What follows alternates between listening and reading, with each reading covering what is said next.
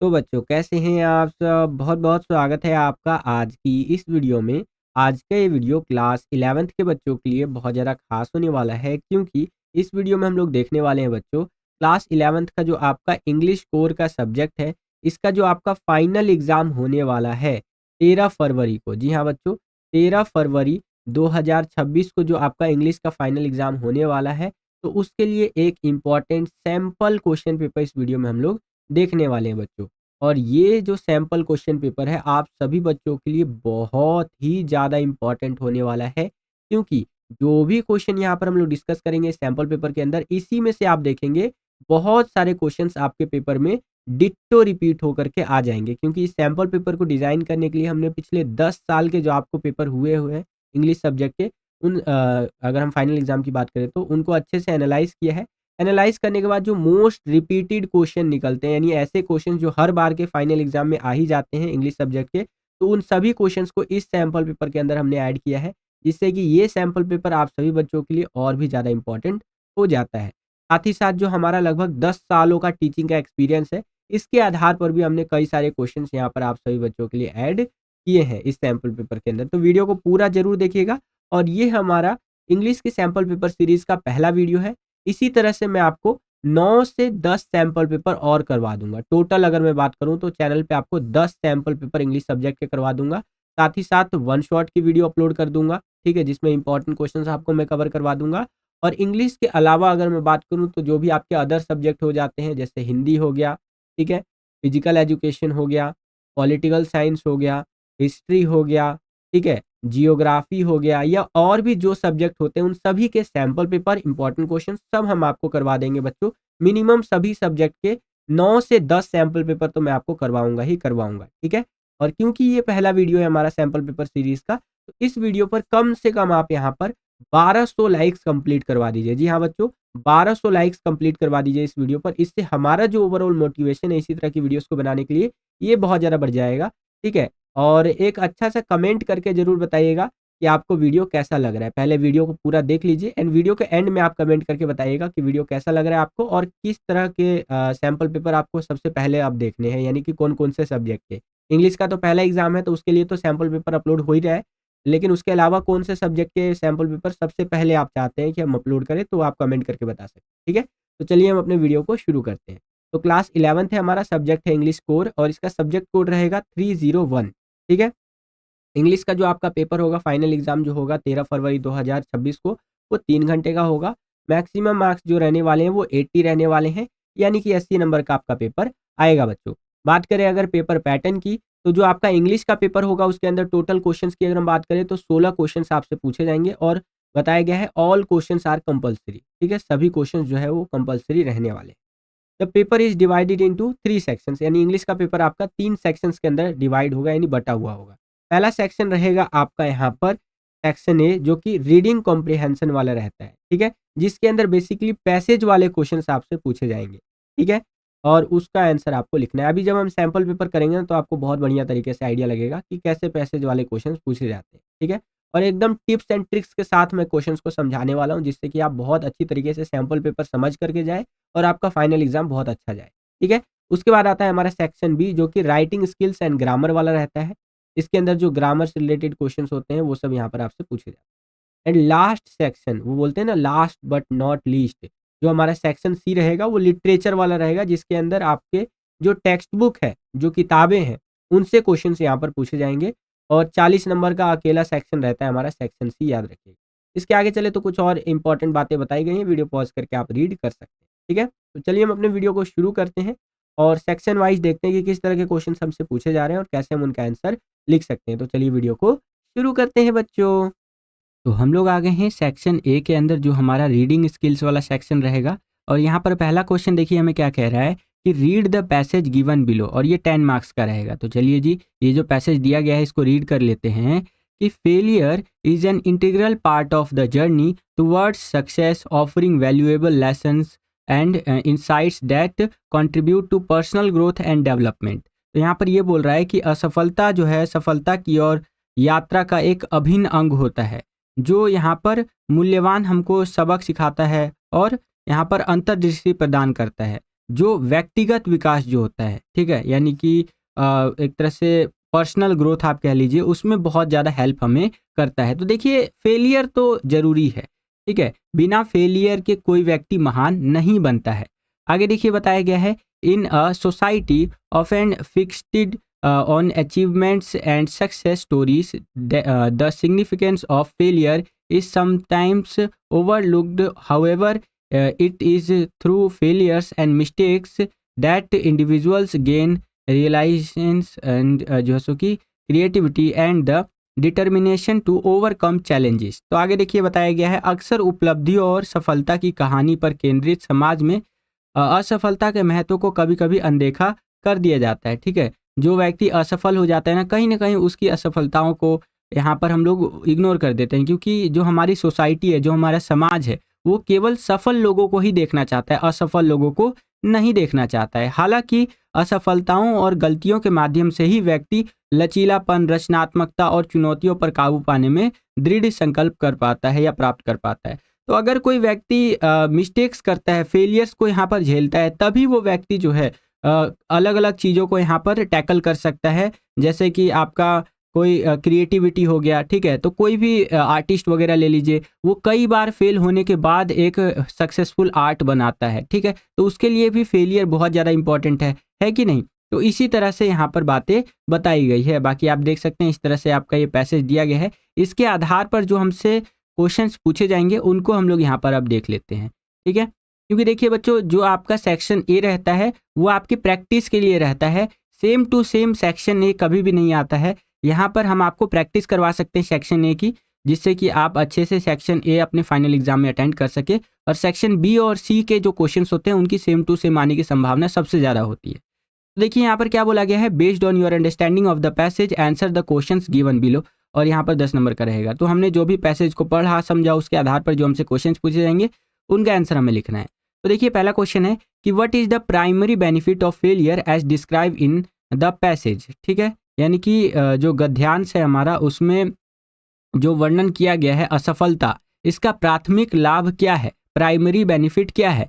तो इसका प्राथमिक लाभ होगा गेनिंग जैसे कि रिसाइलेंस एंड क्रिएटिविटी, यानी कि लचीलापन और रचनात्मकता हम प्राप्त करते हैं असफलताओं के बाद, फेलियर्स के बाद, ठीक है बच्चों। चलिए दूसरा क्वेश्चन देखिए बच्चों, यहाँ पर क्या कह रहा है हमें कि complete the following sentence suitably. यहाँ पर ये सेंटेंस दिया गया है, इसे हमें कंप्लीट करना है। तो चलिए जी कंप्लीट कर देते हैं। तो इस तरह से ये सेंटेंस है बच्चों कि the phrase embarrassing failure as a natural part of life in paragraph number 2 suggest that failure should be viewed as, ठीक है। तो यहाँ पर आपका आ जाएगा बच्चों an opportunity for growth and improvement, ठीक है। तो ये कुछ इस प्रकार से है कि अनुच्छेद 2 यानी कि पैराग्राफ नंबर 2 में असफलता को जीवन के स्वाभाविक भाग के रूप में स्वीकार करना, ये सुझाव दिया गया है, ठीक है। ये देता है हमें वो पैराग्राफ नंबर 2। असफलता को विकास और सुधार का अवसर के रूप में देखना चाहिए कि हमें यहाँ पर ग्रोथ और इम्प्रूवमेंट का अपॉर्चुनिटी मिल रहा है, ठीक है, जिससे कि ओवरऑल हमारा ही बेनिफिट होना है, ठीक है बच्चों। तो इस तरह से यहाँ पर आपका ऑप्शन नंबर जो बी है ये करेक्ट आंसर हो जाएगा। वीडियो में आगे बढ़ने से पहले एक इंपॉर्टेंट इन्फॉर्मेशन है बच्चों, तो बड़े ध्यान से समझिएगा।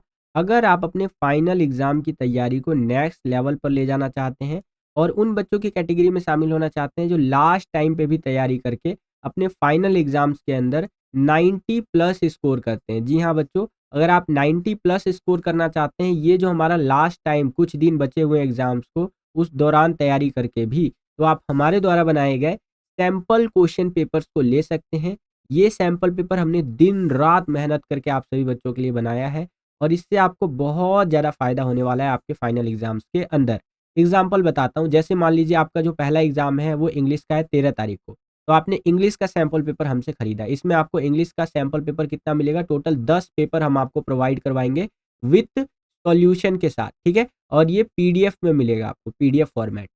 अब इस इंग्लिश के सैम्पल पेपर में आपको क्या क्या मिलेगा, तो जो इस साल का आपका सिलेबस है 2025-26 की मैं बात कर रहा हूँ, इस साल का आपका सिलेबस जो है, इस साल का पेपर पैटर्न है, उस हिसाब से जितने भी इंपॉर्टेंट हमारे पैसेज निकलते हैं, ठीक है, वो मिल जाएंगे आपको। उसके अलावा जो ग्रामर वाले क्वेश्चंस होते हैं उन सभी क्वेश्चंस की तैयारी हो जाएगी आपकी।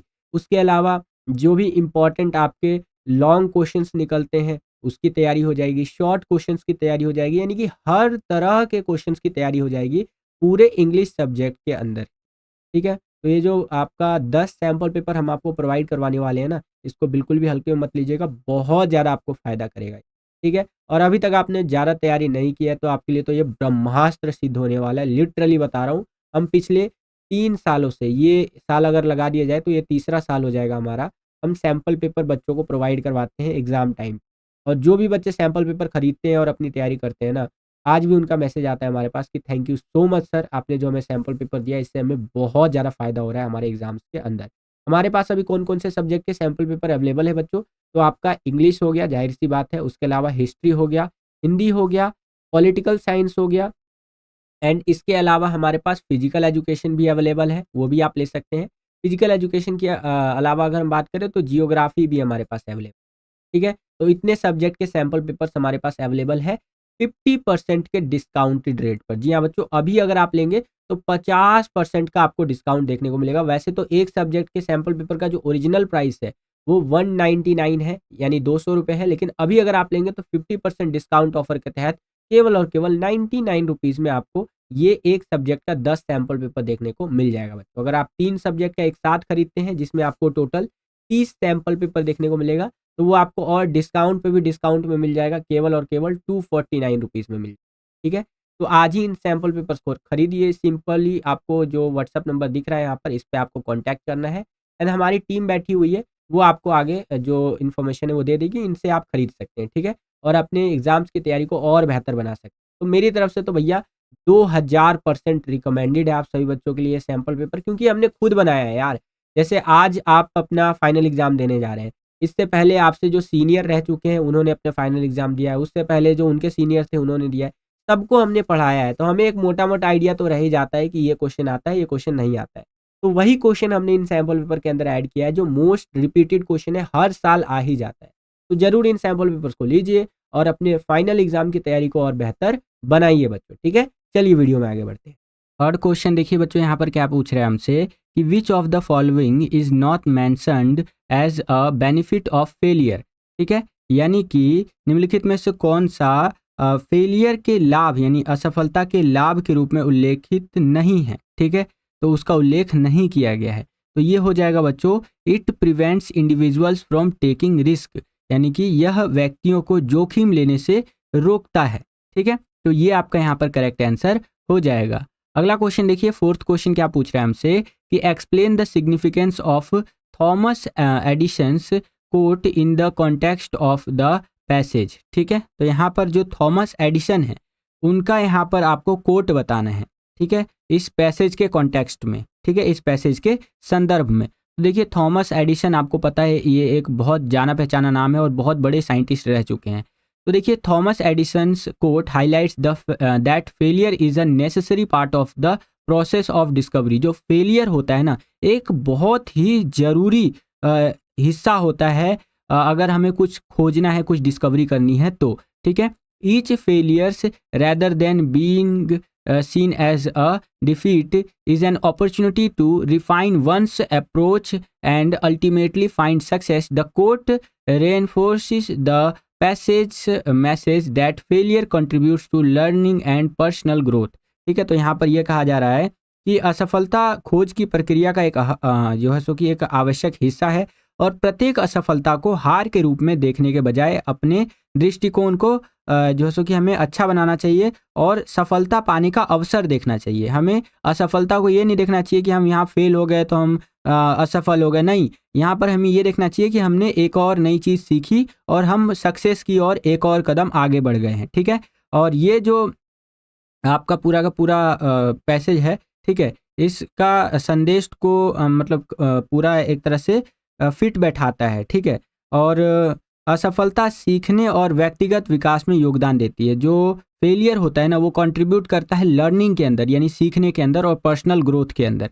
ठीक है बच्चों, जैसे आप अपना कभी टेस्ट लेकर के देखिएगा तो आपको पता चलेगा कि आप कितने पानी में हैं, आप कैसा अपना पेपर दे पाएंगे। ठीक है, मैं तो खुद अपना टेस्ट लिया करता था, जब मेरा एग्ज़ाम आने वाला होता था ना, तो खुद से ईमानदारी से अपना टेस्ट लिया करता था कि भैया मैं कितना यहाँ पर कर पा रहा हूँ। चलिए यहाँ पर पांचवा क्वेश्चन देखिए हम सब क्या पूछ रहा है कि provide one piece of textual evidence from paragraph number 4 to support the following statement कि फेलियर इंकरेजेस रिलायंस एंड जो सो कि प्रिजर्वेशन 1 मार्क्स का ये रहेगा आपका, ठीक है। तो यहाँ पर ये बोल रहा है निम्नलिखित कथन का समर्थन करने के लिए पैराग्राफ 4 से एक पाठ्य साक्ष्य जो आपका टेक्सचुअल एविडेंस होता है वो आपको प्रस्तुत करना है कि जो फेलियर होता है वो इंकरेज करता है जो सो कि रिलेशन एंड जो सो कि परजर्वेंस करके, यानी असफलता, लचीलेपन और दृढ़ता को प्रोत्साहित करती है। तो आंसर इस तरह से रहेगा आपका कि resilience in the face of setbacks equips individuals with the mental fortitude and आपका फोर्टिट्यूड करके and needed to overcome obstacles and adapt to changing circumstances, यानी कि विफलताओं का सामना करने की क्षमता व्यक्तियों को बाधाओं पर विजय पाने और बदलती परिस्थितियों के अनुकूल ढलने के लिए आवश्यक मानसिक दृढ़ता प्रदान करती हैं, ठीक है। तो अगर कोई व्यक्ति यहाँ पर विफलताओं पर सामना करने की क्षमता विकसित कर लेता है तो वो कहीं ना कहीं सक्सेस को प्राप्त करेगा ही करेगा, क्योंकि उसका माइंडसेट उस हिसाब से बदल चुका होगा, ठीक है। ये नहीं होगा कि यार मैं फेल हो गया अब मैं क्या करूंगा, नहीं, उसका माइंडसेट उस तरह से हो जाएगा कि यार सक्सेस के लिए ना फेलियर बहुत ज़्यादा जरूरी है, ठीक है। देखिए छठा क्वेश्चन अब यहाँ पर क्या पूछ रहा है हमसे कि find the antonym of failure as use in paragraph, ठीक है, ये सॉरी पैसेज। तो इस पैसेज के अंदर जो यूज़ किया गया उस हिसाब से आपको विलोम शब्द ज्ञात करना है, तो वो हो जाएगा आपका सक्सेस, ठीक है बच्चों, क्लियर है। चलिए next question, complete the analogy with one word from passage बोल रहा हूँ, ठीक है, पैराग्राफ नंबर 5। तो इस तरह से है ये failure, opportunity, success and last में आप लिख देंगे ग्रोथ, ठीक है। तो ये आपका कंप्लीट हो जाएगा एनोलॉजी, ठीक है। एंड वीडियो अगर आपको पसंद आ रहा है बच्चों, अगेन मैं आपको याद दिलाना चाहूँगा वीडियो को लाइक करते चलिए, आपका एक लाइक हमें बहुत ज़्यादा मोटिवेट करता है इसी तरह की वीडियोस को बनाने के लिए, ओके बच्चों।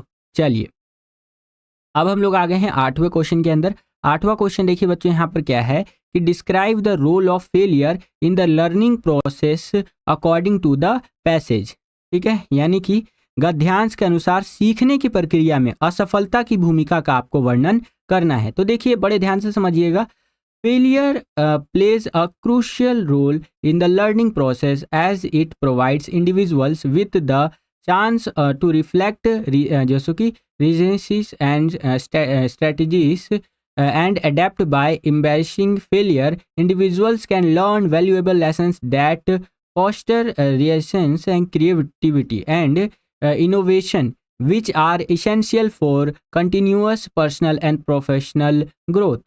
तो यहाँ पर ये कह रहा है असफलता सीखने की प्रक्रिया में महत्वपूर्ण भूमिका निभाती है। अगर आपको कुछ सीखना है तो वहाँ पर आप असफल होंगे ही होंगे, तभी आप सीख पाएंगे, क्योंकि यह व्यक्ति को चिंतन करने, रणनीतियों का जो सो कि पुनः मूल्यांकन करने, यानी जो भी स्ट्रेटेजी बनाई है उसको दोबारा से देखने और अनुकूल करने का अवसर प्रदान करती है। अपनी स्ट्रेटेजीज को आगे फॉलो करने का यहाँ पर एक अपॉर्चुनिटी देती है। असफलता को स्वीकार करके व्यक्ति मूल्यवान सबक सीख सकते हैं जो लचीलापन, रचनात्मकता और नवाचार को बढ़ावा देती है, जो निरंतर व्यक्तिगत और व्यावसायिक विकास के लिए आवश्यक होता है, यानी कि पर्सनल और प्रोफेशनल ग्रोथ के लिए, दोनों के लिए ही हमें फेलियर की आवश्यकता पड़ती है बच्चों, ठीक है।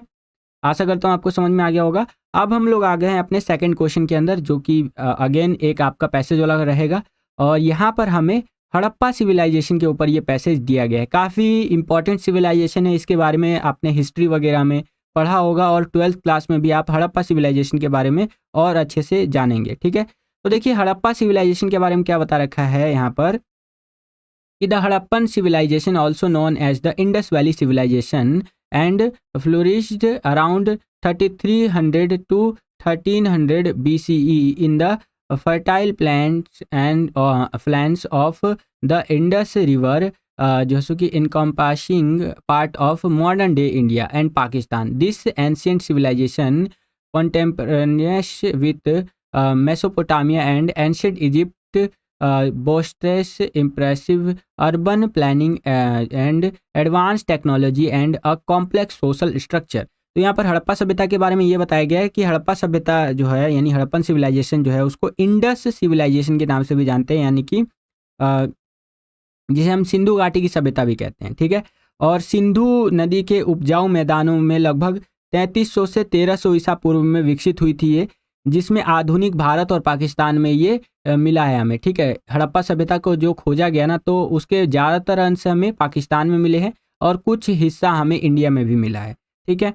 और आगे बताया गया है, मेसोपोटामिया और प्राचीन मिस्र के समकालीन यह प्राचीन सभ्यता प्रभावशाली शहरी नियोजन, उन्नत तकनीक और एक जटिल सामाजिक संरचना का दावा करती है। ये जो सभ्यता है one of the advance civilisation के अंदर आता है, सबसे ज़्यादा आधुनिक सभ्यताओं में से एक माना जाता है हड़प्पन सिविलाइजेशन को या फिर इंडस वैली सिविलाइजेशन को, ठीक है। तो इस तरह से करके ये आपका पैसेज दिया गया है, वीडियो को पॉज करके आप रीड कर सकते हैं। इसके बेसिस पर जो क्वेश्चन हमसे पूछे जाएंगे उनको हम लोग हल करने का प्रयास करते हैं बच्चों। देखिए आप 11वीं क्लास में आ गए हैं, कृष्णा सर ने भी आपको ये बात बताया होगा कि 11वीं क्लास में ना टू द पॉइंट आपको आंसर नहीं मिलेगा। ऐसा नहीं कि क्वेश्चन आपने यहाँ पढ़ा और आंसर सीधा सीधा आपको पैसेज में मिल जाएगा, नहीं, थोड़ा सा आपको दिमाग लगाना पड़ेगा। बाकी मैंने ना एक वीडियो बना रखा है, आई बटन में मैं आपको उसका लिंक दे दूंगा, पैसेज कैसे करते हैं उसका ट्रिक मैंने बता रखा है, ठीक है। हालांकि वो 12वीं क्लास के लिए था, लेकिन आपको भी उससे काफ़ी हेल्प मिल जाएगी। तो आई बटन में मैं आज कोशिश करूँगा कि वो लिंक डाल दूँ। अगर मैं भूल जाऊँ तो आप मुझे याद दिला दीजिएगा कमेंट सेक्शन में कि सर वो पैसेज की ट्रिक वाला वीडियो का लिंक जो है आई बटन में डाल दीजिए। वैसे मैं पूरा ट्राई करूंगा, डाल दूंगा लिंक, ठीक है।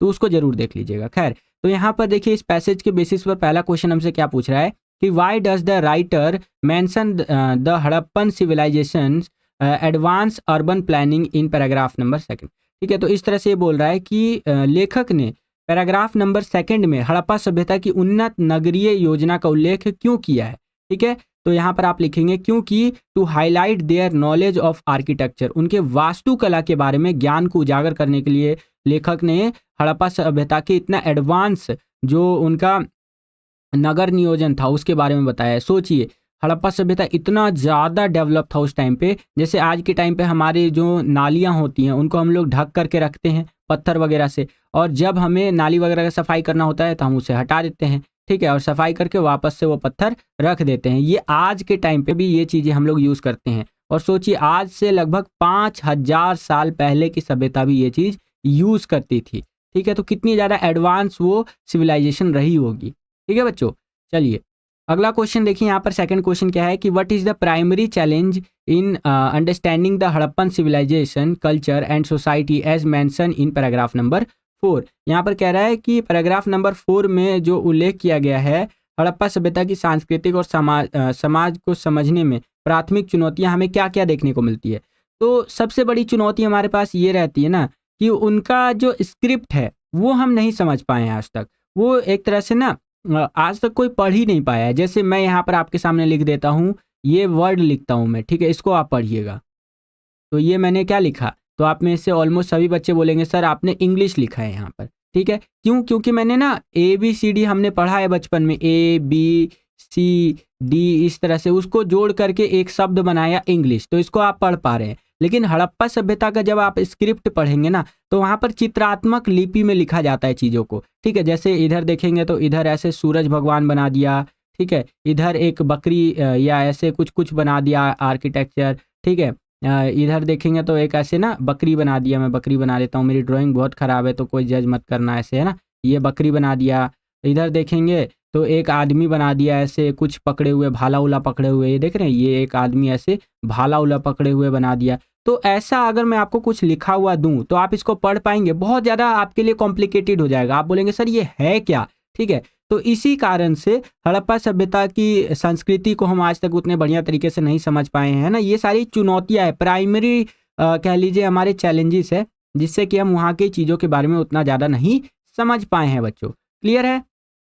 चलिए, और वीडियो देखिए पसंद आ रहा है बच्चों तो अगेन मैं आपको यही बोलना चाहूँगा, इस वीडियो को ज़्यादा से ज़्यादा लाइक करते चलिए। जितना ज़्यादा वीडियो को आप लाइक करेंगे उतना ज़्यादा हमारा मोटिवेशन बढ़ता है और वीडियोस को बनाने के लिए। और एक चीज़ और बता देता हूँ, मैंने इंग्लिश का 1 शॉट का वीडियो अपलोड कर दिया है, अगर अभी तक आपने नहीं देखा है तो उसका लिंक भी मैं आपको आई बटन में दे दूंगा, वहाँ पर क्लिक करके इंग्लिश का 1 शॉट का वीडियो देख लीजिएगा। अराउंड 35 से 40 मिनट के आसपास का लगभग वो वीडियो है, ठीक है, जिसके अंदर मैंने दोनों आपकी जो बुक है उसके अंदर से जो भी इंपॉर्टेंट क्वेश्चंस निकलते हैं वो मैंने बता दिया है। देखिए मैंने यूट्यूब पे देखा है बहुत सारे ऐसे टीचर्स होते हैं जो बोलते हैं ये भी कर लो, वो भी कर लो, ये कर लो, वो कर लो, ठीक है, 2 घंटे 4 घंटे 1 घंटे का एपिसोड बनाते हैं ना, इस तरह से। तो इतना सब करने की ज़रूरत नहीं है। देखिए इंपॉर्टेंट क्वेश्चन का मतलब क्या होता है, मैं किसी भी टीचर की यहाँ पर बुराई नहीं कर रहा हूँ, मैं सिर्फ अपना एक ओपिनियन आपको दे रहा हूँ, ठीक है। अगर किसी को बुरा लगा हो तो हाथ जोड़ करके न माने। तो मैं यहाँ पर ये कहना चाह रहा हूँ बच्चों, इंपॉर्टेंट का मतलब होता है सिर्फ इंपॉर्टेंट, ठीक है। इंपॉर्टेंट में लिमिटेड क्वेश्चन आते हैं जो कि सबसे ज़्यादा इंपॉर्टेंट होते हैं और एग्जाम में आने की संभावना बहुत ज़्यादा होती है। ओके बच्चों, तो इसलिए मैंने वो वीडियो बनाया है जिसके अंदर एकदम लिमिटेड क्वेश्चन दिए हैं जो मुझे लगता है इनकी एग्जाम में आने की संभावना बहुत ज़्यादा है। तो उस वीडियो को जरूर देख लीजिएगा, आई बटन में मैं आपको लिंक दे दूंगा। चलिए तीसरा क्वेश्चन देखिए यहाँ पर क्या है कि based on the passage which of the following was not a feature of the Harappan civilisation, यानी कि पैसेज के आधार पर निम्नलिखित में से कौन सा हड़प्पा सभ्यता की विशेषता नहीं है। तो वो बच्चों है आपका यहाँ पर ऑप्शन नंबर सी करेक्ट हो जाएगा कि सामाजिक प्रथाओं के बारे में शिलालेखों को समझना, ये उसका फीचर नहीं है, उसकी विशेषता नहीं है, ठीक है। अगला क्वेश्चन देखिए, फोर्थ क्वेश्चन क्या है, complete the following sentence suitably with reference to paragraph number 3। तो यहाँ पर हमें इस सेंटेंस को कंप्लीट करना है कि द जो कि presence of a standardised system of weights and measures indicates that the Harappan civilisation had. तो यहाँ पर Harappan civilisation had an advance economic structure. यहाँ पर क्या कह रहा है बच्चों कि जो वजन और माप की जो यहाँ पर सिस्टम था कि किस तरह से चीज़ों का वजन करते थे, कैसे 1 किलो 2 किलो इस तरह का जो सिस्टम था उनका, ये इससे हमें क्या संकेत मिलता है कि हड़प्पा सभ्यता जो थी वो एक उन्नत आर्थिक संरचना वाली एंड एडवांस इकोनॉमिक स्ट्रक्चर वाली सभ्यता थी, ठीक है। जैसे आज के टाइम पे हम चीनी वगैरह खरीदने जाते हैं, दाल खरीदने जाते हैं तो 1 किलो 2 किलो खरीदते हैं ना, उस तरह से ही उस टाइम पे भी उनके पास बाट वगैरह हुआ करते थे जिससे कि चीज़ों को वो तौल करके यानी कि वेट करके हमें मतलब उस टाइम पे लोगों को दिया करते थे, ठीक है। तो सोचिए कितनी ज़्यादा एडवांस सिविलाइजेशन थी वो। नेक्स्ट फिफ्थ यहाँ पर क्वेश्चन देखिए क्या है कि according to the passage what factors is जो कि speculated to have contributed to the decline of Harappan civilisation, यानी कि पैसेज के अनुसार हड़प्पा सभ्यता के पतन में किस कारण का योगदान माना जाता है। तो देखिए हड़प्पा सभ्यता का जो अंत हो गया, इतनी एडवांस सिविलाइजेशन थी वो खत्म हो गई, तो इसके लिए नेचुरल डिजास्टर यानी कि प्राकृतिक आपदाएं एंड शिफ्ट्स इन रिवर जो कि कर्सिस, यानी कि नदी अपना मार्ग बदल ली जिस कारण से वो सभ्यता खत्म हो गई। तो ये कुछ फैक्टर्स यहाँ पर रखे जाते हैं कि हाँ इस कारण से ये सभ्यता पूरी तरह से डिस्ट्रॉय हो गई होगी, ठीक है। Next question, find the antonym of prosperity from the passage, ठीक है। तो यहाँ पर ये बोल रहा है बच्चों कि गद्यांश में समृद्धि का विलोम शब्द ढूंढना है, तो वो हो जाएगा डिक्लाइन यानी कि गिरावट। समृद्धि का विलोम शब्द क्या होगा, डिक्लाइन होना, ठीक है, जैसे डाउनफॉल होता है ना कुछ उस टाइप का। नेक्स्ट यहाँ पर सातवां क्वेश्चन देखिए क्या है, complete the following analogy, Harappan civilisation, urban planning, Harappan legacy and last में आ जाएगा आपका ट्रेड, ठीक है। यानी कि हड़प्पा सभ्यता, शहरी नियोजन, हड़प्पा विरासत और व्यापार आ जाएगा आपका यानी कि ट्रेड। तो इस हिसाब से बी ऑप्शन आपका करेक्ट हो जाएगा। तो हमारा question number first and second हो जाता है कंप्लीट। अब हम लोग आ गए हैं अपने थर्ड क्वेश्चन के अंदर। तो अब हम लोग आ गए हैं तीसरे क्वेश्चन के अंदर। यहाँ पर देखिए तीसरा क्वेश्चन क्या है कि read the passage given below, और ये 8 मार्क्स का रहेगा, ठीक है। बेसिकली ये वाला पैसेज आपको नोट मेकिंग के लिए दे रखा है। इस पैसेज को पढ़ने के बाद आपको नोट मेकिंग करना है, ठीक है। नोट मेकिंग करते कैसे हैं वो भी मैं आपको बताऊंगा, बड़े ध्यान से समझिएगा इस क्वेश्चन को, ठीक है। तो पहले यहाँ पर पैसेज को समझ लेते हैं कि ये पैसेज किसके ऊपर दिया गया है। तो देखिए बताया गया है the global refugee crisis has become अब जो सो कि poignant reminder of the human cost of conflict, ठीक है। Persistence and displacement, millions of individuals force to flee their homes, seek refuge in foreign lands, often facing जो सो कि unimaginable hardships along the way. The reasons for displacement vary, including war, political unrest and environmental disaster, ठीक है। देखिए refugee कौन होता है, सबसे पहले तो ये समझिए, उसके बाद मैं आपको यहाँ तक की बातें समझाऊंगा जो अभी हमने पढ़ा। रिफ्यूजी ऐसे व्यक्ति होते हैं जो किसी भी कारण से अपने देश को छोड़कर भाग जाते हैं, ठीक है।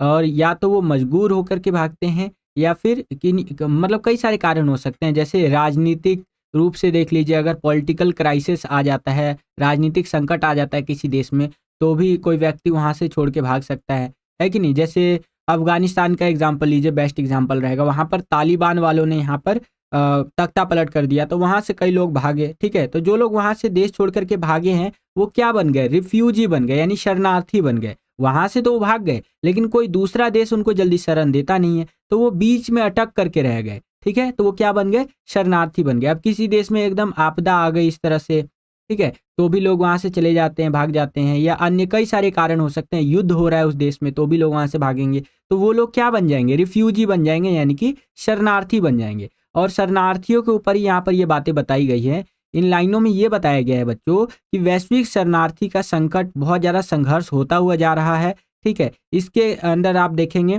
तो उत्पीड़न और विस्थापन की मानवीय कीमत की एक मार्मिक याद दिलाता है। लाखों लोग अपने घरों से भागने के लिए मजबूर होकर विदेशी भूमि में शरण लेते हैं, अक्सर रास्ते में अकल्पनीय कठिनाइयों का सामना करते हैं, ठीक है। जब रिफ्यूजी बन के एक व्यक्ति भागता है एक देश से, तो उसको बहुत सारी कठिनाइयों का सामना करना पड़ता है। विस्थापन के कारण अलग अलग हो सकते हैं, जिसमें युद्ध के कारण लोग विस्थापित हो सकते हैं, रिफ्यूजी बन सकते हैं, राजनीति के कारण, पर्यावरण आपदाएं, ये सारी चीज़ें इसके अंदर शामिल है, ठीक है। तो रिफ्यूजी के ऊपर ये पूरा का पूरा पैसेज दिया गया है, आप यहाँ पर देख सकते हैं। अब इसी के आधार पर हमें नोट मेकिंग करना है बच्चों, ठीक है। बड़े ध्यान से समझते हुए चलिएगा।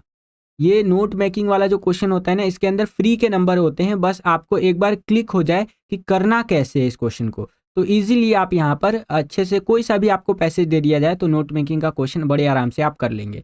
यहाँ पर पहला क्वेश्चन है इस पैसेज के आधार पर कि on the basis of your reading of the above passage make notes on it using recognisable abbreviations wherever necessary supply suitable title, ठीक है। तो ये आपका 5 मार्क्स का रहने वाला है। यहाँ पर क्या कहा आपको कि जो आपने पैसेज को पढ़ा समझा उसके आधार पर ना आपको नोट्स बनाने हैं, ठीक है। जैसे एक क्लास के अंदर टीचर कुछ पढ़ा रहे होते हैं तो आप फटाफट अपनी कॉपी में नोट्स बना लेते हैं ना, ठीक है। तो वैसे ही टाइप का आपको नोट्स बनाना है। अभी जब हम करेंगे तो आपको और अच्छे से आइडिया लगता हुआ जाएगा, और अगर आपको ज़रूरत लगता है तो आप एक सूटेबल टाइटल भी लिखेंगे, उसका भी आपको मार्क्स मिलेगा बच्चों, ठीक है। एंड कुछ एब्रिविएशंस भी लिखेंगे, तो वो भी मैं आपको बताऊंगा। सेकंड क्वेश्चन यहाँ पर क्या कह रहा है बच्चों, इसी पैसेज के आधार पर कि right a summary of the passage above in about 50 words. ये 3 मार्क्स का रहने वाला है। तो इतना बड़ा ये जो पैसेज दिया गया है इसको शॉर्ट करके हमें समरी बना देना है। समरी बनाने के लिए कुछ नहीं है, ऊपर की 2-3 लाइनें ले लीजिए, बीच की 2-3 लाइनें ले लीजिए और नीचे से कुछ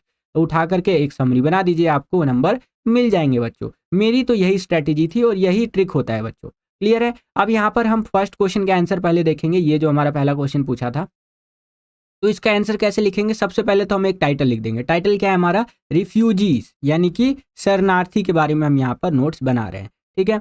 उसके बाद यहाँ पर लिख देंगे नोट्स, और पहले पॉइंट में हम लिखेंगे कॉजेस ऑफ डिस्प्लेसमेंट, यानी कि विस्थापन के कारण, ठीक है। क्यों एक व्यक्ति जो होता है अपना जो देश है, अपना जो कंट्री है उसको छोड़ करके विस्थापित होता है, भागता है, ठीक है। तो कई सारे कारण हो सकते हैं। ए में आप लिख दीजिएगा कॉन्फ्लिक्ट एंड जैसे कि परसिक्यूशन, एंड आपका सेकंड आप पॉलिटिकल अनरेस्ट लिख सकते हैं, इन्वायरमेंटल डिजास्टर के कारण, and varied reasons for fleeing करके, ठीक है। यानी कि संघर्ष और उत्पीड़न के कारण वो व्यक्ति भाग सकता है ना, विस्थापित हो सकता है। राजनीतिक रूप से अगर अशांति है, जैसे कि मैंने आपको अफगानिस्तान वाला एक एग्जाम्पल बताया, तो बहुत सारे लोग देश छोड़ करके भागते हैं। पर्यावरण से संबंधित कोई आपदा आ गई है, भूकंप, बाढ़, सुनामी, इस तरह से कुछ आ गया है तो भी लोग भागते हैं। तो नोट्स के अंदर पहला नोट्स तो मैंने ये बना दिया इस पैसेज को पढ़ने के बाद। फिर अब मैंने यहाँ पर सेकंड लिखा, ठीक है, रोमन वर्ड्स में यहाँ पर मैंने सेकंड लिख दिया। फिर एक छोटा सा सब हेडिंग बनाया मैंने, चैलेंजेस फेस्ड बाय रिफ्यूजी, ठीक है। पहले तो मैंने बताया कि क्या क्या कारण होते हैं जिस कारण से लोग रिफ्यूजी बनते हैं। अब मैं यहाँ पर बता रहा हूँ सेकंड सब हेडिंग के अंदर कि क्या क्या चैलेंजेस वो फेस करते हैं जब वो रिफ्यूजी यानी कि शरणार्थी बन जाते हैं। तो लैक ऑफ बेसिक नेसेसिटीज, ठीक है, यानी कि बुनियादी आवश्यकताओं का अभाव, जो रोटी कपड़ा मकान एक बुनियादी आवश्यकता होती है वो नहीं मिल पाता है उनको, ठीक है। परलियस जर्नी हार्डशिप, यानी कि खतरनाक यात्रा और कठिनाइयाँ उनको देखने को मिलती है। Establishing life in new land, ठीक है, नए भूभाग में उनको जीवन की स्थापना करनी पड़ती है। And disruption of children's education, यानी कि बच्चों की शिक्षा में बहुत ज़्यादा परेशानी उनको देखने को मिलती है, ठीक है। तो अभी तक हमने समझ लिया कि क्या क्या कारण होते हैं जिस कारण से लोग शरणार्थी बनते हैं, ठीक है। फिर हमने समझा यहाँ पर मैंने दूसरा नोट्स बनाया, दूसरे सब हेडिंग में चैलेंजेस बता दिया कि इनको क्या क्या चैलेंजेस आते हैं। अब थर्ड मैंने एक सब हेडिंग लिखा है इंटरनेशनल रिस्पॉन्सेस, यानी कि अंतर्राष्ट्रीय क्या प्रतिक्रिया हमें देखने को मिलती है, दुनिया में अलग अलग देश इसको लेकर के क्या रिस्पॉन्स करते हैं। ठीक है, पहला थर्ड सब हेडिंग का पहला ए में मैंने लिख दिया वेरिंग कंट्रीज रिस्पॉन्सेज, यानी कि विभिन्न देशों की प्रतिक्रियाएं अलग अलग होती हैं। ऑफरिंग रिफ्यूजी एंड सपोर्ट, कई जो देश होते हैं वो शरणार्थी को शरण और सहायता प्रदान करते हैं।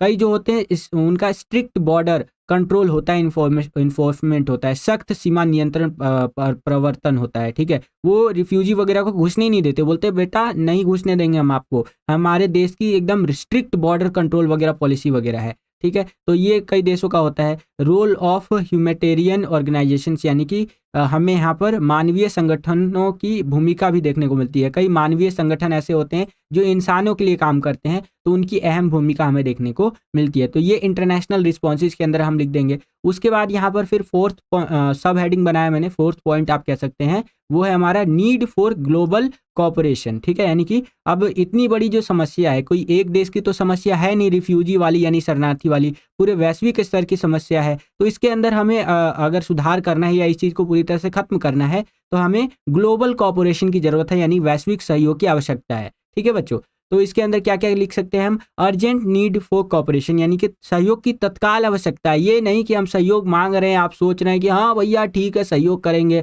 अभी हम इस पे कानून बनाएंगे, नहीं, एकदम अर्जेंट सपोर्ट चाहिए भैया, एकदम अर्जेंट, समझ रहे हैं आप, एकदम इमरजेंसी वाला सिचुएशन है। अगला कंपैशन एंड सस्टेनेबल सॉल्यूशन, यानी कि करुणा हमें दिखाना होगा यहाँ पर थोड़ा सा, और एकदम सस्टेनेबल सॉल्यूशन चाहिए, स्थायी समाधान चाहिए इस चीज़ का हमें। एड्रेसिंग रूट कॉजेस, यानी कि हमें इसके मूल कारण पर ध्यान देना पड़ेगा कि क्यों यहाँ पर रिफ्यूजी की प्रॉब्लम आ रही है, शरणार्थियों की समस्या आ रही है। एंड लास्ट में मैंने लिख दिया फॉस्टरिंग इंक्लूसिव पॉलिसीज, यानी कि समावेशी नीतियों को बढ़ावा हमें देना पड़ेगा। ठीक है, तो इस तरह से मैंने 4 छोटे छोटे सब हेडिंग्स के अंदर काफ़ी चीज़ें हाईलाइट कर दी अपने नोट्स के अंदर। ठीक है बच्चों, तो ये मैंने नोट्स बना लिया। अब यहाँ पर मैंने लिख दिया है की टू एब्रीवेशंस। ठीक है, की टू एब्रीवेशंस मैंने इसके अंदर कई सारी चीज़ें लिख दी हैं, जैसे CP, ठीक है, कॉन्फ्लिक्ट एंड परसेप्शन, ये हमारा की टू एब्रीवेशंस रहेगा। ठीक है, फिर इसके बाद ED इन्वायरमेंटल डिजास्टर, ये शॉर्ट में और शॉर्ट में कर दिया मैंने इसको। ठीक है, VRF वेरिड जो कि रीजंस फॉर फ्लीइंग, इस तरह से करके, है ना। तो ये मेरा की टू एब्रीवेशन हो जाएगा बच्चों। यहाँ पर बाकी आप देख सकते हैं 4 यहाँ पर की टू एब्रीवेशन बनाना है, यहाँ पर मैंने आपको 7 बना करके दिखा रखा है। क्लियर है बच्चों, तो यहाँ पर हमारा फर्स्ट क्वेश्चन कंप्लीट हो जाता है। अब हम लोग आ जाते हैं अपने सेकंड क्वेश्चन के अंदर, जो नोट मेकिंग का मेरा सेकंड क्वेश्चन था वो क्या था। अब हमें यहाँ पर रिफ्यूजीज के ऊपर एक समरी बनानी है। समरी बनाने के लिए मैंने आपको बताया 2 लाइन ऊपर से उठाइए, 2 लाइन बीच में से उठाइए पैसेज में, और 1-2 नीचे से उठा करके एक पूरा समरी बना दीजिए। तो मैंने इस तरह से समरी बना दिया, शॉर्ट में कर दिया उस पैसेज को कि the refugee crisis propelled by conflict, political unrest and environmental disaster presents challenges in access to basic necessity and children education. International response vary, with some countries offering support and other enforcing strict controls. ठीक है, और आगे देखिए बच्चों, यहाँ पर क्या बता रहा है कि urgent global cooperation, compassion and sustainable solution are needed, emphasizing the importance of addressing roots causes and fostering inclusive policies for refugees to rebuild their lives with जैसे कि डिग्निटी एंड होप। तो इस तरह से मैंने समरी लिख दिया है। यहाँ पर क्या बताया गया इस समरी के अंदर, बेसिकली कि संघर्ष, राजनीति, अशांति और पर्यावरण आपदाओं के कारण लोग प्रेरित होते हैं क्या बनने के लिए, यहाँ पर रिफ्यूजी बनने के लिए। ठीक है, और जब रिफ्यूजी बन जाते हैं तो उनके बच्चों को जो बुनियादी शिक्षा मिलनी चाहिए वो नहीं मिल पाती, बहुत ज़्यादा उनको चुनौती होता है।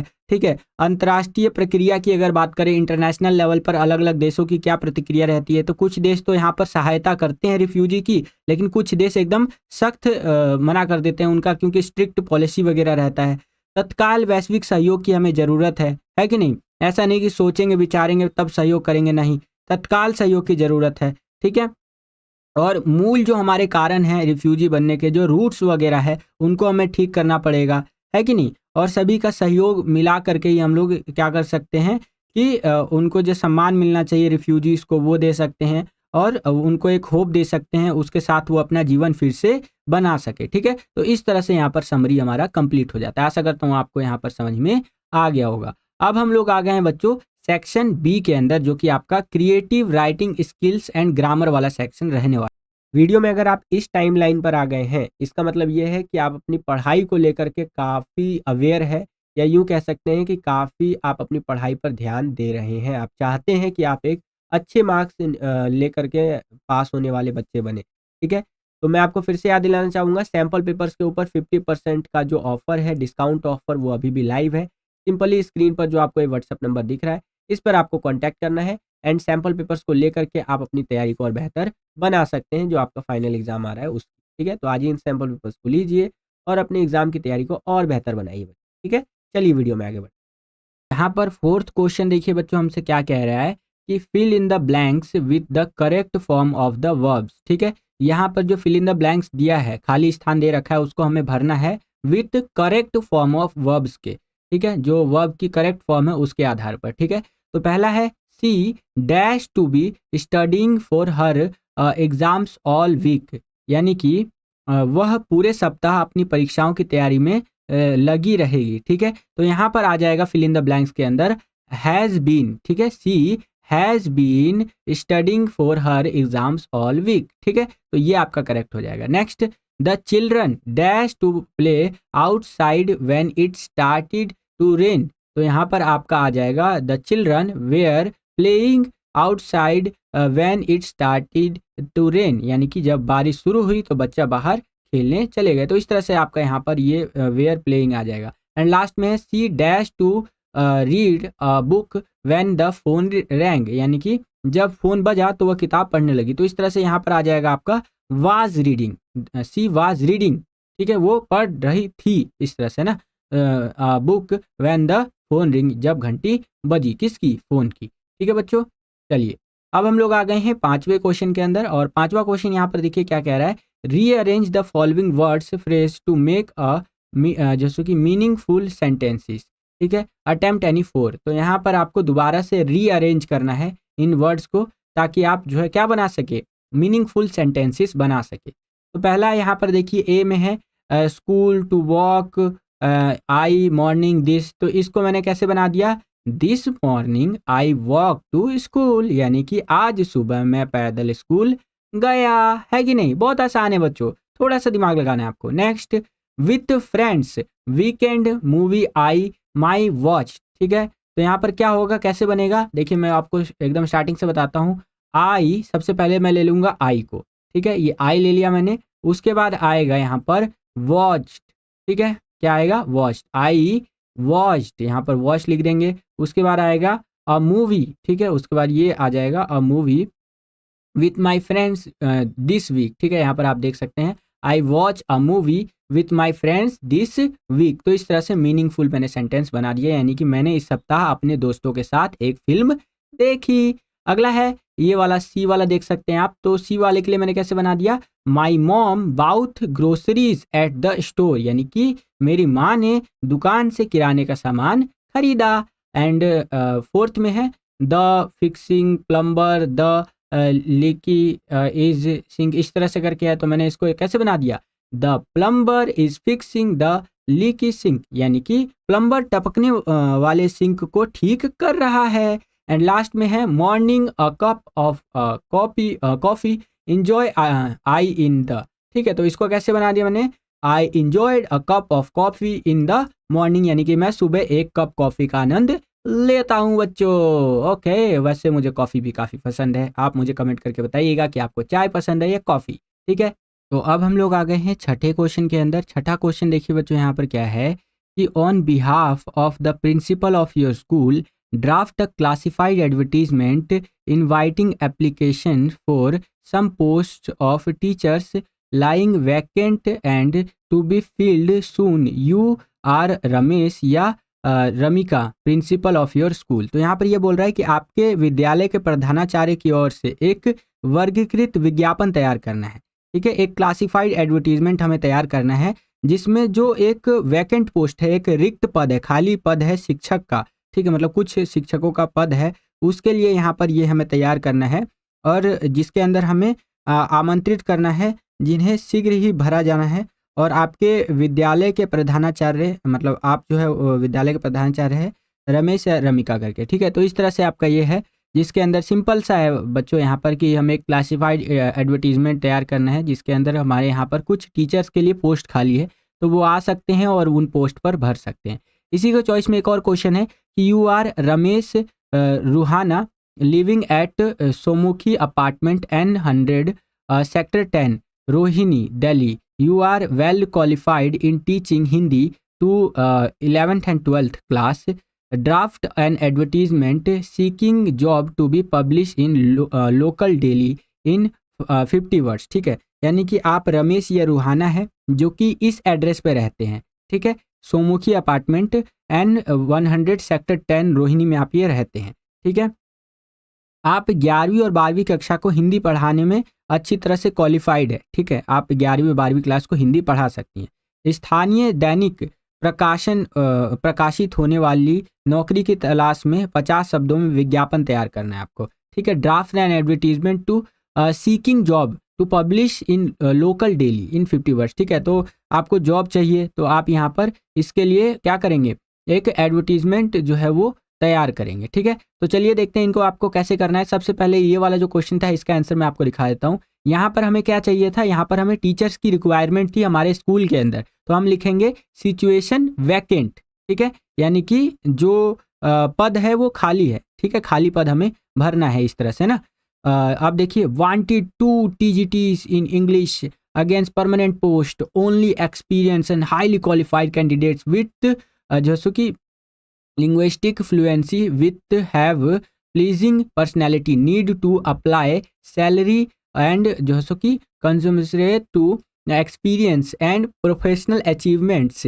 Interested candidates between age group of 25 to 35 years may send their resumes with latest passport size photograph to Principal Sumitra Public School, Sector 9 Rohini Delhi within 10 days, contact number this, ठीक है। तो यहाँ पर क्या क्या बातें बोली गई कि हमें 2 TGT टीचर्स की ज़रूरत है यहाँ पर इंग्लिश के, ठीक है, जो कि परमानेंट पोस्ट होने वाला है टीचर्स का, और ओनली एक्सपीरियंस वाले चाहिए हमें, यहाँ पर जिनके पास अनुभव हो वही चाहिए, ठीक है, जिनकी इंग्लिश बहुत अच्छी हो। और इसको लेकर के यहाँ पर ये पोस्ट है जिस पर आप अप्लाई कर सकते हैं, ठीक है बच्चों। और आगे बताया गया है जो भी इच्छुक उम्मीदवार है जो कि 25 से 35 वर्ष के बीच में होने चाहिए, अपना बायोडाटा रिज्यूम भेज सकते हैं, ठीक है, with latest passport size photograph के साथ, यानी कि अभी खिंचवाया हुआ कुछ दिन पहले का फोटोग्राफ होना चाहिए, ज़्यादा पुराना पासपोर्ट साइज फोटो नहीं होना चाहिए। फिर आगे यहाँ पर एड्रेस बता दिया गया है और 10 दिनों के अंदर अंदर आपको अपना रिज्यूम भेज देना है अगर आपको इस टीचर का जॉब चाहिए तो, ठीक है। कॉन्टैक्ट नंबर यहाँ पर एग्जाम्पल के लिए मैंने ऐसे ही लिख दिया है, ठीक है। तो ये हमारा क्वेश्चन का हो गया आंसर, जिसके अंदर हमें सिचुएशन वैकेंट के बारे में बताना था कि पद खाली है, आ जाओ भैया पद को भर दो। अब यहाँ पर हम समझते हैं सिचुएशन वांटेड के बारे में, यानी कि जो हमें क्या देना था इसमें, मैं एक बार दोबारा से दिखा देता हूँ आपको। देखिए यहाँ पर हमारा नाम दे दिया था, ये हमारा एड्रेस था और इसके अंदर बोला गया था कि हम पूरी तरह से सक्षम हैं हिंदी पढ़ाने के लिए क्लास 11-12 को। अब हमें यहाँ पर चाहिए वो जॉब चाहिए, तो उसके लिए हमें एडवर्टीजमेंट तैयार करना है। तो हम यहाँ पर सबसे ऊपर लिख देंगे सिचुएशन वांटेड एंड उसके बाद हम लिखेंगे available a well qualified and experienced professional having post graduate degree in maths willing to teach Hindi to class 11th and 12th class in the evening between 6 PM to 8 PM. Very moderate charges. Guaranteed result about 95% से ज़्यादा या 95% plus इस तरह से guarantee कर रहे हैं। In the subject contact Ramesh या Rohima Somukhi apartment N100 sector 10 Rohini Delhi और कॉन्टैक्ट दिस, ठीक है। तो यहाँ पर हम अपने बारे में तारीफ एक तरह से कर रहे हैं कि एक सुयोग्य और अनुभवी पेशेवर उपलब्ध है जो शाम 6 से 8 के बीच में 11वीं और 12वीं कक्षा को हिंदी पढ़ाने के लिए बिल्कुल तैयार है, एकदम मामूली से शुल्क के ऊपर, जिसमें मैं गारंटी करता हूं कि 95% से अधिक नंबर में ला करके दिलवा दूंगा, ठीक है। अगर आपको ऐसा टीचर चाहिए तो संपर्क करें Ramesh Ruhana Somukhi apartment N100 sector 10 Rohini Delhi, और ये मेरा संपर्क नंबर है, ठीक है। तो यहाँ पर मैंने सिचुएशन वांटेड भी आपको बता दिया, आशा करता हूँ आपको समझ में आया होगा। चलिए अब हम लोग आ गए हैं 7वें क्वेश्चन के अंदर। 7वां क्वेश्चन क्या है, यू आर श्याम या Shyamali of Indian public school Agra, ठीक है। आपका नाम श्याम या श्यामली है अकॉर्डिंग टू योर जेंडर, आप अपना नाम देख लीजिए यहाँ पर। आप कहाँ के हैं, तो इंडियन पब्लिक स्कूल आगरा से आप बिलोंग करते हैं, यूपी से। Design a compelling poster of not more than 50 words for world yoga day, fully incorporating event specific जैसे कि illustrate the holistic benefits of yoga and mental and physical well-being, ensure the poster जैसे कि capitates and informs reflecting the essence of this global celebration। ठीक है, तो यहाँ पर बोल रहा है कि आपका नाम श्याम या श्यामली है, जो कि इंडियन पब्लिक स्कूल आगरा से आप छात्र हैं या छात्रा। विश्व yoga day, world yoga day के ऊपर आपको 50 शब्दों से अधिक में ना होते हुए एक अट्रैक्टिव पोस्टर डिजाइन करना है, जिसमें कार्यक्रम की विशेषता कुशलता पूर्वक शामिल किया जाएगा। ठीक है, जिसके अंदर आप बहुत चीज़ों के बारे में वर्णन कर सकते हैं। मानसिक और शारीरिक स्वास्थ्य पर योग का क्या हमें लाभ देखने को मिलता है। पोस्टर जो हो वो आकर्षक हो और जानकारियों से भरा हुआ होना चाहिए, इस वैश्विक उत्सव के सार को दर्शाता हो। ठीक है, यानी ये वर्ल्ड योगा डे को बहुत अच्छे से यहाँ पर दिखा रहा हो। ठीक है, तो मैं सबसे पहले इसका आंसर आपको दिखा देता हूँ। देखिए, इस तरह से मैंने एक पोस्टर आपको डिज़ाइन करके बताया है। जाहिर सी बात है, आप इतना अच्छा तो नहीं बना पाएंगे, क्योंकि मैंने सीधा सीधा ये वर्ल्ड का मैप ले लिया है और उसके ऊपर मैंने एडिट किया है।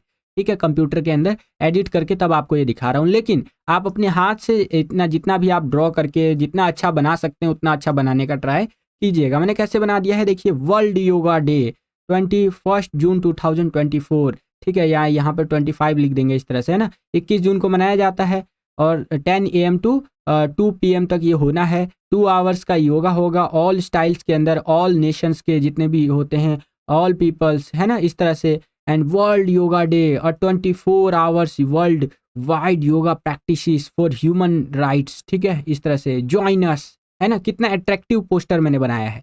तो इस तरह से जितना ज़्यादा अट्रैक्टिव पोस्टर आप बना सकते हैं उतना ज़्यादा अट्रैक्टिव पोस्टर आप बना करके दे सकते हैं। इसी के चॉइस में एक और क्वेश्चन है, अगर आपको वो वाला क्वेश्चन नहीं आता है तो ये वाला क्वेश्चन आप कर सकते हैं। इसके अंदर भी आपको पोस्टर डिजाइन करना है। Should motivate individuals to contribute to this nobles cause on behalf of the director general of national AIDS. ठीक है, तो एड्स के ऊपर ये आपको एक पोस्टर डिजाइन करना है, तो मैं आपको दिखाता हूँ। देखिए, वर्ल्ड ब्लड डोनर डे, इस तरह से, है ना, ये आप देख सकते हैं। वर्ल्ड हेल्थ डे यहाँ पर आप देख सकते हैं। तो इस तरह से आप यहाँ पर पोस्टर डिजाइन कर सकते हैं। मैं आपको यहाँ पर ये दिखा रहा हूँ, कितना बढ़िया तरीके से मैंने आपको ये दिखाया है। ठीक है, और इसी तरह से आप पोस्टर जो बनाएंगे उसके अंदर जो भी आप ड्राइंग कर सकते हैं तो कीजिए, या फिर जितना अट्रैक्टिव उसको बना सकते हैं, चाहे लिख करके ही अट्रैक्टिव बनाना हो तो आप लिख करके ही अट्रैक्टिव उसको बना सकते हैं बच्चों। क्लियर है? चलिए, अब हम लोग आ गए हैं 8वें क्वेश्चन के अंदर। 8वां क्वेश्चन यहाँ पर हमें क्या कह रहा है, you are concern over the growing popularity of electronic gadgets over the reading of books, write a speech in about 120 to 150 words on power of reading to be delivered in the morning assembly of your school, you are Ramesh या रीना। ठीक है, तो यहाँ पर बहुत simple सा question है ये हमारा, कि आप किताबों को पढ़ने के बजाय इलेक्ट्रॉनिक गैजेट्स की बढ़ती पॉपुलैरिटी जो है, यानी लोकप्रियता है, उससे बहुत ज़्यादा चिंतित है कि बहुत सारे बच्चे यहाँ पर किताबों को नहीं पढ़ रहे हैं, मोबाइल फ़ोन या इलेक्ट्रॉनिक गैजेट्स का इस्तेमाल कर रहे हैं। अपने स्कूल की सुबह की जो असेंबली होती है उसके अंदर पढ़े जाने वाली जो आपका स्पीच होता है ना, इस तरह से, उस पर आपको 120 से 150 शब्दों में एक भाषण तैयार करना है, एक स्पीच तैयार करना है। आप रमेश या रीना है, अकॉर्डिंग टू योर जेंडर आप नेम यहाँ पर चूज कर सकते हैं। इसी के चॉइस में एक और क्वेश्चन यहाँ पर आप देख सकते हैं। तो देखिए, मैंने कैसे स्पीच तैयार किया है, बहुत सिंपल सा होता है। सबसे पहले तो हमारा टाइटल आ जाएगा, किस टाइटल के ऊपर हम यहाँ स्पीच देने वाले हैं, तो द पावर ऑफ रीडिंग। ठीक है, ये हमें कहाँ मिल गया, यहाँ पर ही हमें ये मिल गया था। देखिए, मैं आपको दिखा देता हूँ, क्वेश्चन के अंदर ही हमें अपना टाइटल मिल गया था कि on the power of reading. ठीक है, किसके ऊपर हम बोल रहे हैं, द पावर ऑफ रीडिंग के ऊपर, यानी कि पढ़ने की जो शक्ति है उसके ऊपर यहाँ पर हम स्पीच देने जा रहे हैं। रिस्पेक्टेड प्रिंसिपल, अब ये सोचिए जैसे मैं पढ़ रहा हूँ ना, तो मैं स्कूल में हूँ और मंच पर जो स्टेज होता है उस पर खड़ा होकर के मैं ये स्पीच दे रहा हूँ। ठीक है, तो कैसे देते हैं स्टेज पर खड़ा होकर के, respected principal, worthy teachers and my dear friends, today I am going to express my views on the power of reading। ठीक है, ये लाइनें स्पीच में ऑलमोस्ट सेम रखिएगा हर जगह। आदरणीय प्रधानाचार्य महोदय, योग्य शिक्षकगण और मेरे प्रिय मित्रों, आज मैं पढ़ने की शक्ति पर अपने विचार व्यक्त करने जा रहा हूँ। The power of reading is transformative and plays a vital role in our lives. It जैसे कि ट्रांसेंड्स बाउंड्रीज, जो कि broadness and perspectives and unlock the doors to knowledge and imagination. तो इस तरह से करके है कि पढ़ने की शक्ति परिवर्तनकारी होती है और हमारे जीवन में महत्वपूर्ण भूमिका निभाती है। यह सीमाओं को पार करती है और दृष्टिकोणों को व्यापक बनाती है और ज्ञान और कल्पना के द्वारा द्वार जो होती है उसको खोलती है। तो इस तरह से करके आपका ये पूरा का पूरा स्पीच दिया गया है। वीडियो को पॉज करके आप रीड कर सकते हैं। जितना ज़्यादा अट्रैक्टिव आप बना सकते हैं, कई बच्चों को इंग्लिश लिखने में प्रॉब्लम होती है, तो अगर आप थोड़ा बहुत बना बना के भी लिख सकते हैं, थोड़ा ग्रामेटिकल मिस्टेक्स का ध्यान में रखते हुए, तो आप कर सकते हैं। ठीक है। एंड लास्ट में आप लिख देंगे thank you, you have a great day. ठीक है। इस तरह से हमारे यहाँ पर ये स्पीच हो जाता है कंप्लीट। एंड इसी के चॉइस में एक और क्वेश्चन है। अगर आपको ऊपर वाला क्वेश्चन नहीं आता है तो नीचे वाला जो क्वेश्चन है इसको आप अटेंड कर सकते हैं। इसके चॉइस में देखिए क्या क्वेश्चन हमसे पूछा गया है कि Delhi metro is a mass rapid transit system serving Delhi and NCR which is equipped with the most modern communication and train control system. It is our duty to follow all rules and guidelines will जैसे कि commuting through it and be responsible citizens. Write a speech in 120 to 150 words on the topic using Delhi Metro responsibly to be delivered in the morning assembly. You are Arnav या आरती, a student of class 11th of Sarvodaya Vidyalaya are के पुरम। तो यहाँ पर क्या कह रहा है, Delhi metro जो है दिल्ली और एनसीआर में सेवा देने वाली एक मास रैपिड ट्रांजिट प्रणाली है, जिसके अंदर मतलब जिसका इस्तेमाल बहुत सारे लोग करते हैं, जो सबके आधुनिक संचार और ट्रेन नियंत्रण प्रणाली से सुसज्जित है, यानी उससे भरा हुआ है। यह हमारा कर्तव्य है कि हम इससे यात्रा करते समय सभी नियमों और दिशा निर्देशों का पालन करें। जो भी दिल्ली मेट्रो के रूल्स एंड रेगुलेशंस है हम उसका पालन करें और एक जिम्मेदार नागरिक बने। सुबह की जो हमारी असेंबली होने वाली है, सभा होने वाली है, उसको ध्यान में रखते हुए दिल्ली मेट्रो का जिम्मेदारी से उपयोग करना विषय पर 120 से 150 शब्दों में एक भाषण आपको लिखना है। आप जो है अनवर या आरती है, डिपेंड टू योर जेंडर, उसके आधार पर आप अपना नाम चूज कर लीजिएगा। सर्वोदय विद्यालय आर के पुरम दिल्ली कक्षा 11 के छात्र हैं। ठीक है। तो इसके ऊपर कैसे हम यहाँ पर स्पीच लिखेंगे, मैंने आपको स्टार्टिंग में ही बता दिया, फर्स्ट क्वेश्चन में ही। सबसे पहले हमारा टाइटल आ जाएगा the using Delhi metro responsibly, यानी कि जो दिल्ली मेट्रो है उसका जिम्मेदारी से उपयोग करे। एंड उसके बाद हमारा स्पीच शुरू हो जाएगा। Respected principal, worthy teachers and my dear friends, today I am going to express my views on the using Delhi metro responsibly, यानी कि आदरणीय प्रधानाचार्य, योग्य शिक्षकगण और मेरे प्रिय मित्रों, आज मैं दिल्ली मेट्रो का जिम्मेदारी से उपयोग करने के बारे में अपने विचार व्यक्त करने जा रहा हूँ। ठीक है। Using the Delhi metro responsibly is a crucial for our city wellbeing. The Delhi metro a lifeline for many जो कि contributes to efficient transportation, reducing traffic congestion and pollution. To maintain its efficiency, responsibility use is imperative. ठीक है। यानी कि यहाँ पर Delhi metro का जिम्मेदारी से इस्तेमाल करना हमारे शहर की खुशहाली के लिए बहुत ज़रूरी है। दिल्ली मेट्रो जो कई लोगों के लिए जीवन रेखा है, कुशल परिवहन में योगदान देती है, यातायात की भीड़ और प्रदूषण को कम करती है, इसलिए प्रभावशालिता को बनाए रखने के लिए जिम्मेदारी से इसका इस्तेमाल करना जरूरी है। ठीक है। तो इस तरह से आप यहाँ पर लिख सकते हैं बच्चों। चलिए, और भी कुछ कुछ बातें यहाँ पर लिखी गई है, थोड़ा थोड़ा आप बना करके भी लिख सकते हैं। अगर आपने बहुत अच्छा खासा पढ़ रखा है, आपको इंग्लिश बहुत अच्छा आता है, तब तो आप लिख ही लेंगे। अगर आपको इंग्लिश थोड़ा कम आता है, थोड़ा सा वीक है इंग्लिश, तो भी आप थोड़ा थोड़ा बना करके लिखने का प्रयास जरूर कीजिएगा। एंड लास्ट में हो जाएगा thank you, you have a great day. Okay बच्चों, अब हम लोग आ गए हैं अपने 9वें क्वेश्चन के अंदर। 9वां क्वेश्चन यहाँ पर देखिए क्या है कि यू आर श्रेया या Shyam of modern public school Jaipur. In the modern world it is often said that online smart classes are the future of education style. Write a debate either for or against the motion in 120 words. ठीक है। And इसी के choice में एक और question है कि अगर आप वो वाला क्वेश्चन नहीं करना चाहते तो यहाँ पर भी आपको एक डिबेट दे दिया है कि some people feels that the newspaper will become a thing of the past soon due to the increasing interest for electronic media. Write a debate in 120 words. ठीक है। तो न्यूज़पेपर कहीं ना कहीं हमारा अतीत का एक हिस्सा बन जाएगा, इसके ऊपर आपको डिबेट करना है। ठीक है। और बताना है, या फिर आप यहाँ पर ये वाला ऑनलाइन क्लासेस के ऊपर कर सकते हैं। ठीक है। तो देखिए डिबेट का प्रोसेस क्या होता है, लिखने का मतलब फॉर्मेट क्या होता है, बिल्कुल सिंपल सा होता है। सबसे पहला जो हमारा ऑनलाइन क्लासेस वाला था वो मैं आपको यहाँ पर बता देता हूँ कैसे हमें करना है। तो ऑनलाइन क्लासेस वाला जो हमें करना था उसके लिए सबसे पहले तो यहाँ पर टाइटल आ जाएगा online smart classes are the future of education style, यानी कि ऑनलाइन स्मार्ट क्लासेस शिक्षा शैली का भविष्य है। फॉर द मोशन फेवर में अगर हम बात करें तो आप इसके फेवर में बता दीजिएगा honourable jury members, teachers and my dear friends, a very cheerful morning to all of you. Today I am Shriya Shyam will represent my views on the in favor of the topic online smart classes are the future of education style। ठीक है, तो इस तरह से यहाँ पर ये लाइनें तो ऑलमोस्ट सेम ही रहेंगी हर उसके अंदर डिबेट के अंदर। ठीक है, उसके बाद आप अपने हिसाब से लिख सकते हैं if you are so old minded and think that computers will distract children from their studies, one am really sorry because let me remind you that the young generation has gone a long way with computers. When most parents think of learning from computers, socializing websites like Facebook appears before their eyes, it is the biggest cyber tragedy. There are a large number of sites beyond Facebook। ठीक है, तो इस तरह से आपको old minded अगर आप सोच रखते हैं तो मैं आपको बता दूं कि ऐसा नहीं है कि ये हमारे लिए ज़रूरी नहीं है। जो ऑनलाइन स्मार्ट क्लासेस है वो बहुत ज़रूरी है हमारे लिए, क्योंकि हम बहुत लंबे समय तक कंप्यूटर वगैरह को इस्तेमाल किए, हमारे माता पिता ने इस्तेमाल किया इस तरह से ना, तो उनके बारे में इतना भी हमें नहीं करना चाहिए। बाकी देखिए बहुत सारी चीज़ें हैं, ऑनलाइन जब बात आ जाती है तब तो आप बहुत बना के भी लिख सकते हैं। ठीक है, और इसके अगेंस्ट में भी लिख सकते हैं। द मोशन यहाँ पर आप देख सकते हैं, इस तरह से यहाँ पर पूरा का पूरा मैंने आपको बता रखा है। एंड नेक्स्ट था हमारा इसके अथवा में इलेक्ट्रॉनिक मीडिया को लेकर के, तो इसके ऊपर वही सेम आपकी स्टार्टिंग की लाइनें सेम रहेंगी। एंड उसके बाद आप देख सकते हैं इस तरह से यहाँ पर बातें लिखी गई हैं बच्चों। क्लियर है? चलिए, अगर इलेक्ट्रॉनिक मीडिया के अगेंस्ट में लिखना है तो वो भी लिख सकते हैं आप, ये भी काफ़ी इजी है।